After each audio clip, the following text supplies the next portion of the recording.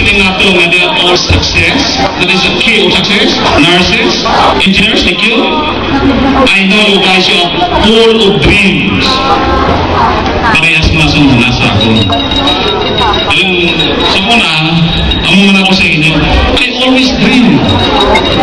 I always dream. Nagsabi ko, time will come, maging success engineer ako. But I'm so sad. My mom is passed away. I'm so sad. My mom passed away when I was 18 years old. Do you think that's a sign of failure? Oh, thank you. The sign of my failure. Pero hindi ako nag-stop. I continues to pursue my education. Okay, that's why you are here. To pursue your education. So, nakuha ko sa pagkakuha ko success. Kung buhay makilalang sa mga mando, kay buhayan. You know, but I built myself, you know, to be success. Kaya I feel sorry kung yung iba sa inyo hindi makakuha sa private katulad sa expectation niya. Katulad na sa ginambas ng mama ko sa muna. Ako nangambag sa mama ko. Silay ko sa mama ko sa muna. Ma'am, gusto ko sa kani sa Philomena Christian College. Silay niya, anak, madamo ka mo. Kasi itong una, hindi pa uso family planning. Ang may cut overseas kasi ulit, produkto. Diba? So siling ang ma'am ko, okay, presensya ka na, pero education di hapon. So nakikita niyo, still your mom. If you are not go to your school, but still education is there. Right? Ginahimo niya pa rin yung way. Na mag-educate sa mga kabataan. That's the mom rules. Okay. Okay, specialist ka na lang eskwela. Kasi para makatapos ka pang eskwela. So, my mom passed away. Yung plan ko, failure. Pero hindi ako tumigil.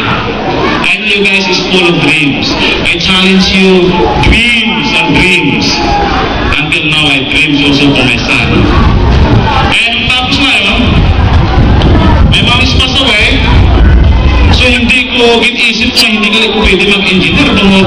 My mom is passed away. My dad also is early married. So hindi ko inisip ko na mag-failure ako. Hindi kay ako nobya is nurse. And his mom is a lot of challenge for me. Hindi ka mag-asawa sa akong kuya kung hindi ka makatapos. I know.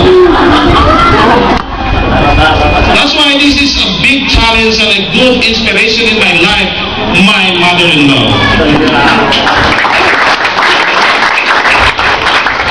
Look, still education, look his kids, look his son. My mother-in-law, most of his kids is success because of showing his life. Kasi most of your parents, kailangan i-show niyo yung hilig ng kabataan. Recognize yourself as a model. Hindi kita magpabaya. Sinisin isa, sinabi, maging isda ang tatay ko, sundol ko sa maging isda. Wrong. Basta, yung advice ng papa mo yun ang sundin mo. Roderick, Kaitan, his dad, siguro nag-fishing boat. But Roderick still follow his dad. Now he's become successful. Product man sa Libas Elementary Schools.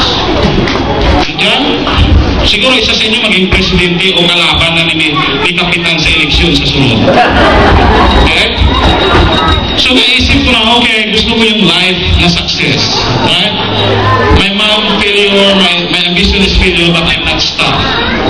Siling ko, siguro mas maayo maghanap ako ng way. Ini sa mga kabataan na gina-challenge ko sa inyo, don't stop kung hindi ka makakuha engineers, don't stop kung hindi ka makakuha nurses, don't stop, continuous dream.